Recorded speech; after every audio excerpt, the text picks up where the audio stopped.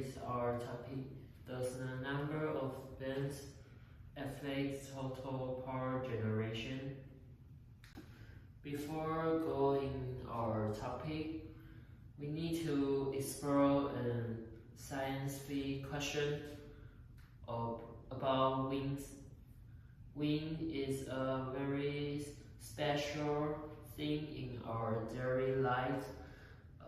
An example is about the wind turbines. We often see it or land on a hill or on sea, and they will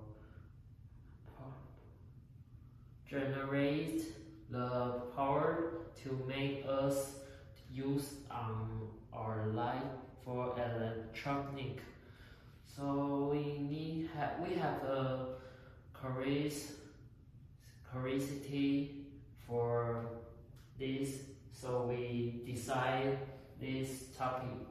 Does having more bands mean more power, or is true a golden recipe for efficiency? Also, we need to know 2 bands, 3 bands, or 6 bands.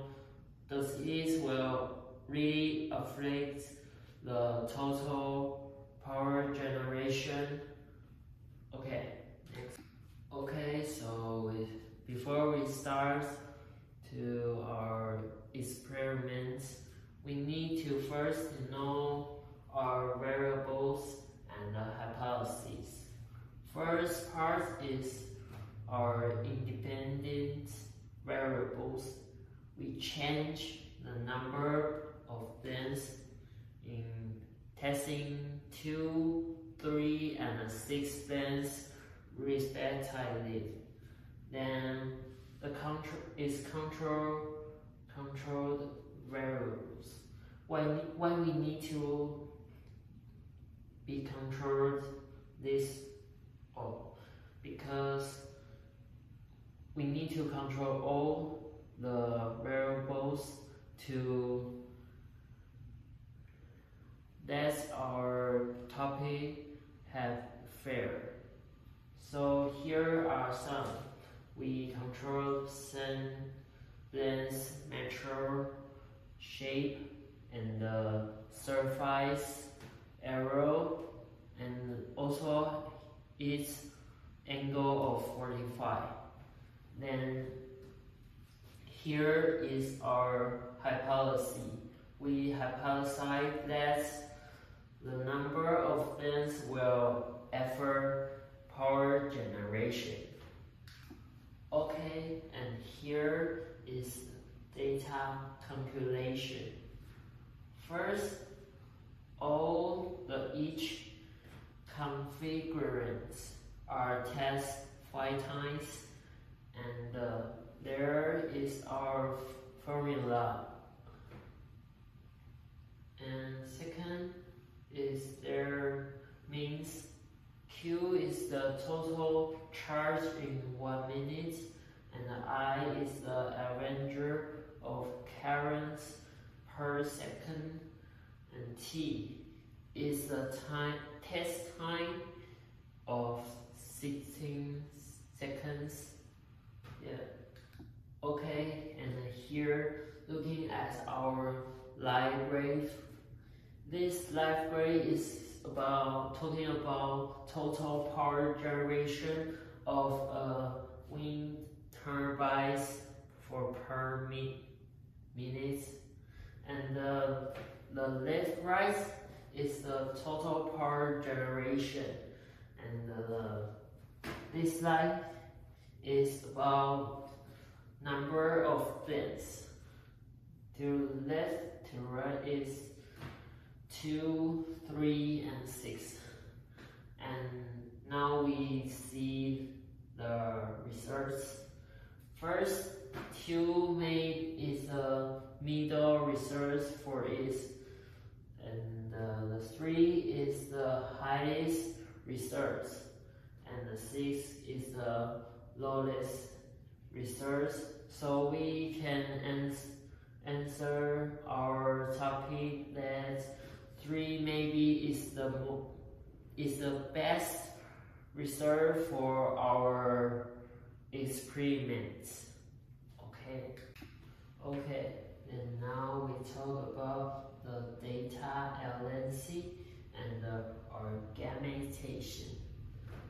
So because of the Lagrange, now we can say the 3 bands is the best performing configuration to us.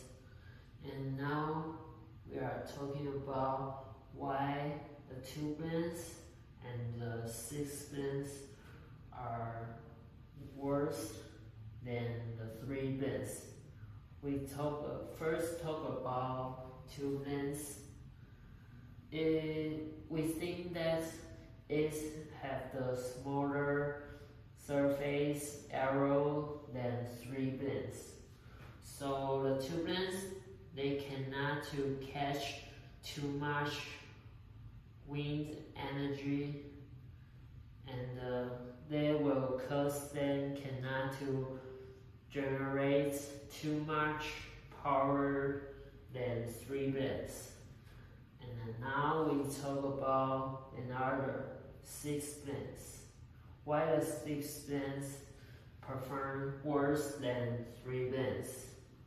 We think it has too many bands, and that's the band's structural wise load, and will create a lot of air resistance, and this all will make the rotation slowing down, and